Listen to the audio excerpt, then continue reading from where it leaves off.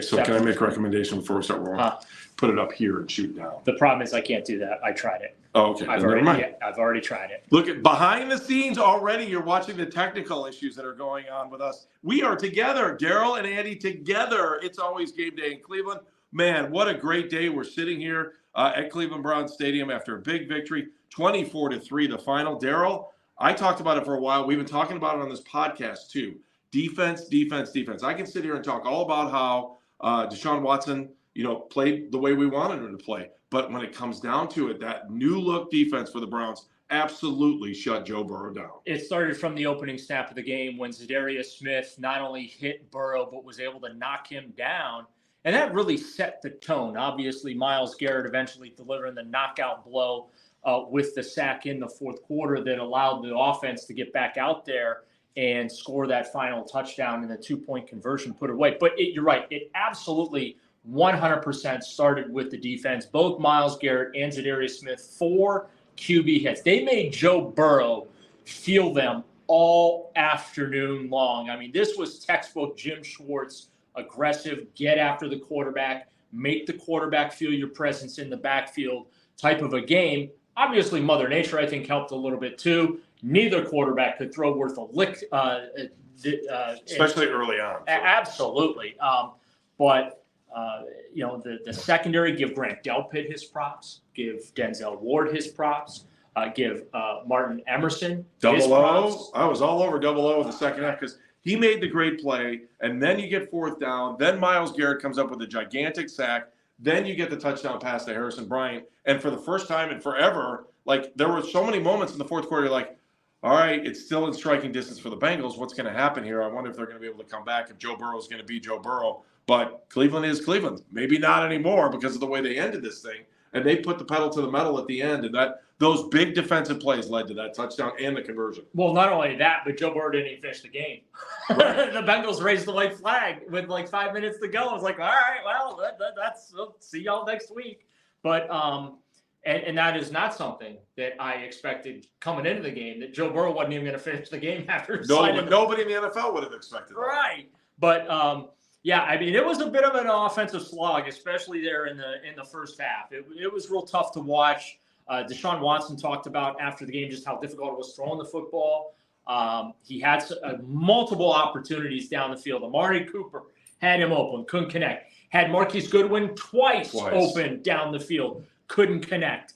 And all those balls were underthrown. He had to come back. Goodwin had to come back on that. Yeah, and so they're going to have to work on the wet ball drill a little bit. But again, it's fine to talk about this stuff when you're coming off a dominating victory that was led by the defense, and the offense did just enough to get them over the hump. I mean, Nick Chubb, right? Haven't even touched on him. 30th 100-yard rushing game for Chubb. Myles Garrett now, the 5th player in NFL history, 75 sacks at least in his first 85 games. Today was game number 85 for him. So that fourth quarter sack not only wrecked the afternoon for the Cincinnati Bengals, but it put Myles Garrett in some very, very elite company, including JJ and TJ Watt.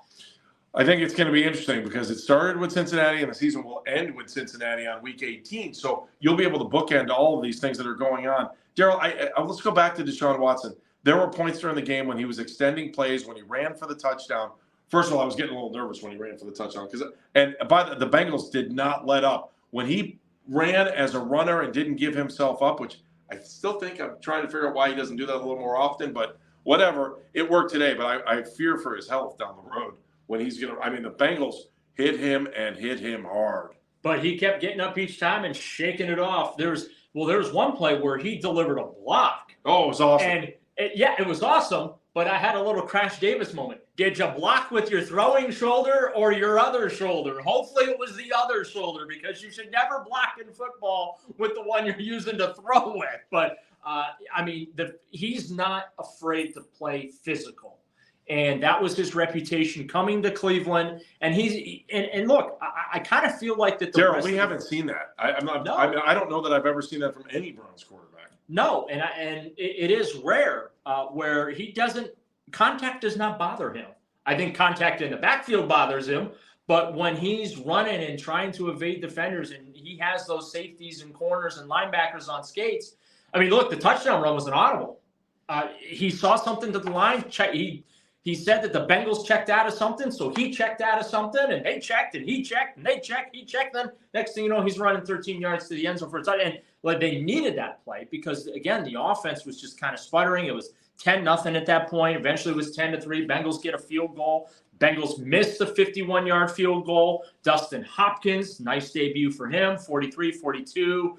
36, something like that, kicked the PAT as well. They named the airport after him after the game. I thought that was – most guys get game balls. He got an airport named after him.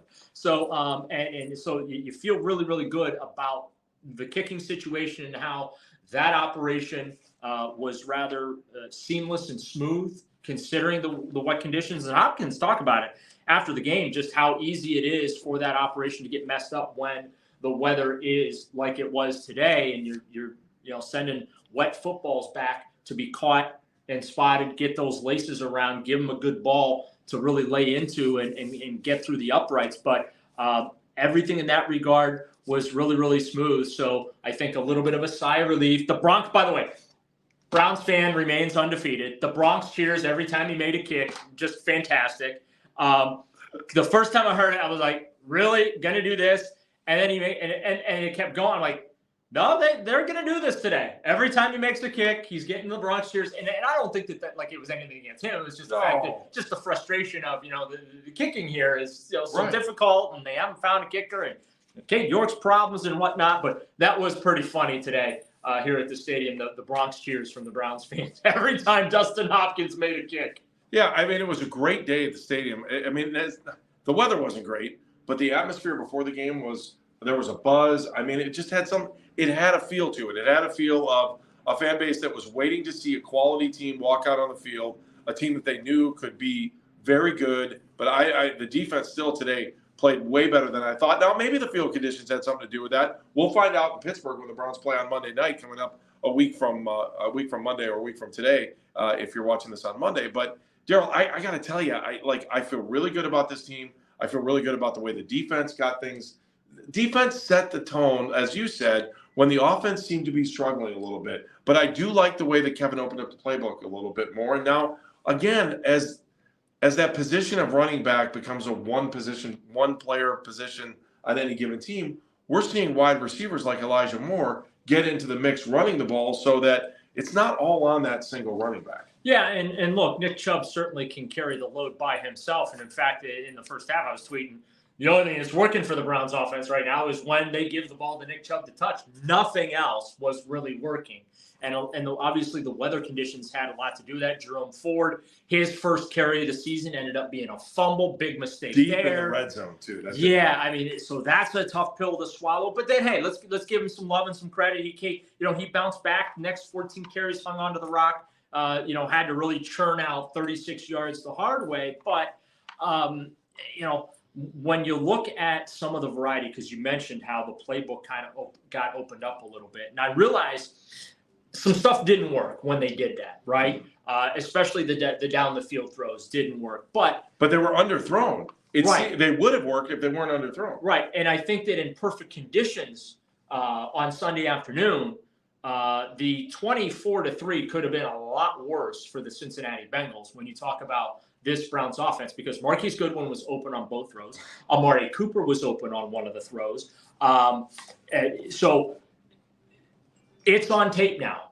Opponents have to plan for this going forward too, right? This expansive playbook. Elijah Moore, we talked a lot about him and just the versatility with which he's going to be used. He got a couple of carries for around 20 yards. Also was targeted 7 times, ended up with, 3 receptions for 43 yards. Those are the numbers in front of me here. It didn't look as dynamic as explosive as we expected, but I feel like, Andy, the opportunities to be dynamic and explosive were there, and in better weather conditions, I certainly expect that Deshaun Watson's going to make those plays. But again, what Watson's going to have to understand is today was an easy day. Right? It wasn't extremely windy. It was just wet and uncomfortable. He's going to have to contend with wind here. He's going to have to contend with much colder conditions. I mean, we're going to have that cold November rain at some point that he's going to have to play in and play well in. That'll be a little bit of a, so they're going to have to do this wet ball drill with him so that he can really get a feel of, dealing with that. Because I do think that if there was one negative from the opener, it was Deshaun's inability to be really accurate throwing the wet foot. Yeah, I think the other issue that we'll be talking about throughout the week is Jack Conklin being out. And so we saw DeWatt Jones get in there, saw a couple of the other offensive linemen get in. Where do you think we're going with that? I think Jack Conklin's done for the season. Just based on the tone coming from Kevin Stefanski in the post game and in the locker room. Just everyone is just broken up by losing Jack. They wouldn't get specific about the injury. It is a serious knee injury. He was carted off. Yeah, they were quick to say he would not be back. Yeah, I mean, no sooner was the cart in the tunnel back at the exam room than they made the press box announcement that he would not return due to the knee injury. So I anticipate, unfortunately, his season is done. I don't know, maybe what that does for him from a long-term standpoint, we'll have to wait and see. But DeWatt Jones, hey, you know what? Wasn't pretty at times. But I thought he did a real nice job, and I've been real complimentary of him. We've talked about it on the podcast, and we've talked about it on the station, where he really did struggle in that rookie minicamp. Just getting through a rep, he was outstanding. I thought. I really, and it's hard to miss. So he's got to be careful. Can't false start because, he's a big boy. 6'10" and 400 pounds is hard for officials to miss. I mean, you got people on Twitter screenshotting like this is a massive human being. You can't miss this. Like, this is a joke that this guy's a right tackle. I love it. I mean, I love the story, though. The story's outstanding. Yeah. All right, Daryl, we got a lot to talk about throughout the week. We'll catch you during the week on our regular podcast. This has been our post-game podcast. It's always game day in Cleveland.